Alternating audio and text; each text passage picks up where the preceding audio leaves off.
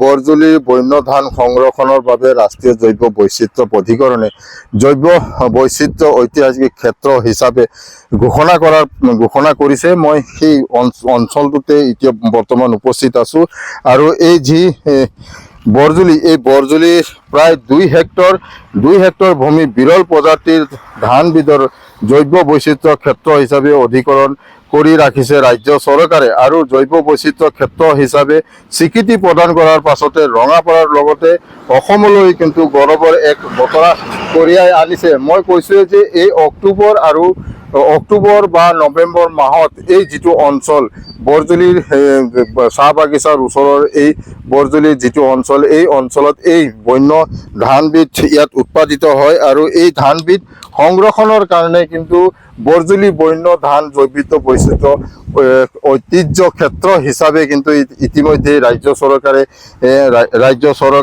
চৰকাৰে ইয়াক অধিকৰণ কৰি ৰাখিছে। একাংশ লোক আছে, মই তেখেতৰ পৰা জানিবলৈ চেষ্টা কৰিম।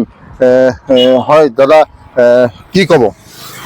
এই যিটো ধান, বন্য ধান, ইয়াক কিন্তু জৈৱ বৈচিত্ৰ্য ক্ষেত্ৰ হিচাপে এতিয়া স্বীকৃতি প্ৰদান কৰা হৈছে, কি ক'ব? হয়, সঁচাকৈ আনন্দিত হৈছোঁ আমি ৰঙাপাৰাবাসী হিচাপে আৰু বৰজুলিবাসী হিচাপে যে আমাৰ ইয়াত এটা বিৰল প্ৰজাতিৰ বন্য ধান আমি ইয়াত আছে আৰু আমি বৰজুলিবাসী হিচাপে সঁচাকৈ বহুত আনন্দিত যে আমাৰ এই ঠাইত এনেকুৱা এখন ধান, আমি বন্য ধান পাইছোঁ আৰু আছিলে আমাৰ আগৰ পৰাই। তো চৰকাৰক আমি বহুত ধন্যবাদ দিছোঁ যে আমাৰ এই ধান আৰু আমাৰ এই ঠাইখনক স্বীকৃতি প্ৰদান কৰিছে চৰকাৰে। আৰু আমাৰ ইয়াত ক'বলৈ গ'লে বহুত দিন ধৰি কেইবাজনো চাইণ্টিষ্টে হওক বা অন্যান্য বিভাগৰ মানুহ হওক আহি আছে আৰু ইয়াৰ যিটো বৰজুলি ৱাইল্ড ৰাইচ হেৰিটেজ চাইট যিটো আছে, এইটোৰ এটা কমিটিও বনাই আছে।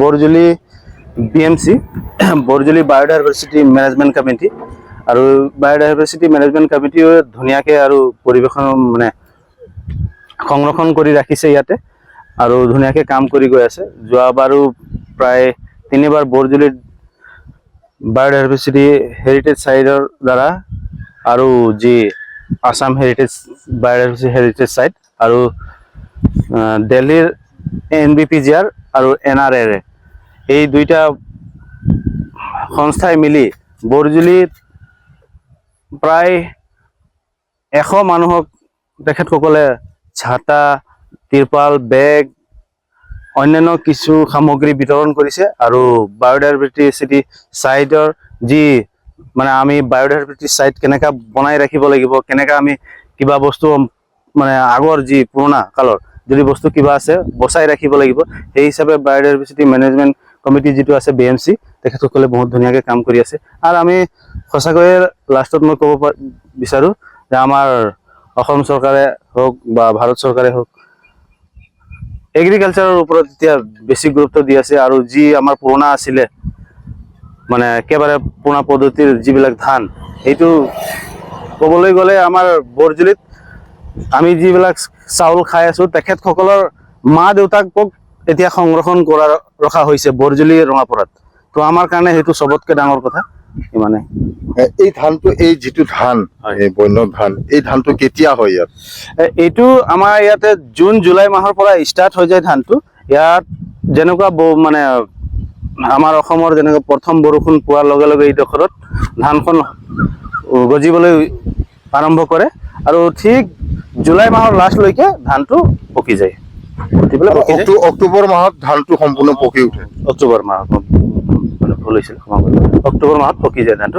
আৰু ধানটো খৰাৰ পিছত লগে লগে 1 মাহো নালাগে তাক নিজে খৰিবলৈ আৰম্ভ কৰে। ইয়াক ৰখাই ৰাখিব নোৱাৰি যে ঘৰত গৈ পেলাই কাটি ৰখাই দিলোঁ, সি নিজে খৰিবলৈ আৰম্ভ কৰে। আৰু নেক্সট বছৰ আৰু জুন জুলাই মাহৰ পৰা নিজেই আৰম্ভ হ'বলৈ ধৰে। ইয়াক আৰু ৰিপ্লান্টেশ্যন কৰিব নালাগে, সি নিজে প্ৰকৃতিৰ হিচাপে নিজে গজিবলৈ ধৰে।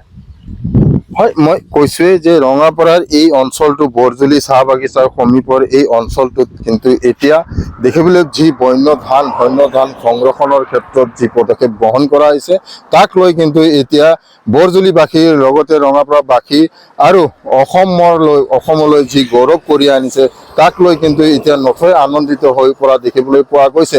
মই পুনৰ কৈছোঁ যে জুন জুলাই মাহত এই ধানটো যি এই বন্য ধান ইয়াত উৎপাদিত হয় আৰু ঠিক অক্টোবৰ মাহত এই ধানটো পকিবলৈ আৰম্ভ কৰে আৰু পকাৰ পিছত নিজে নিজে এই ধানটো সৰি পৰে আৰু এই ধানটো কোনে কাৰো ঘৰত নি কেনে ইয়াক ৰাখি থ'ব নোৱাৰে কাৰণ ই নিজেই সৰি যায় আৰু এই ধানটো কাৰণে কিন্তু ইতিমধ্যেই বিভিন্ন সময়ত বিভিন্নজন বৈজ্ঞানিক কিন্তু এই অঞ্চললৈ আহিছে আৰু এই ধানটো সংৰক্ষণৰ ক্ষেত্ৰত তেখেতসকলে প্ৰত্যেক বছৰে কিন্তু ইয়ালৈ আহি এই ধানটো সংৰক্ষণৰ ক্ষেত্ৰত ব্যৱস্থা গ্ৰহণ কৰি আহিছে। আপুনি বিচৰা বাতৰি পাব কেৱল নিউজ 18 এপত। নিউজ 18 এপ ডাউনলোড কৰিবলৈ স্কেন কৰক এই QR কোড। গুগল প্লে ষ্টৰতো পাব এই নিউজ 18 এপ।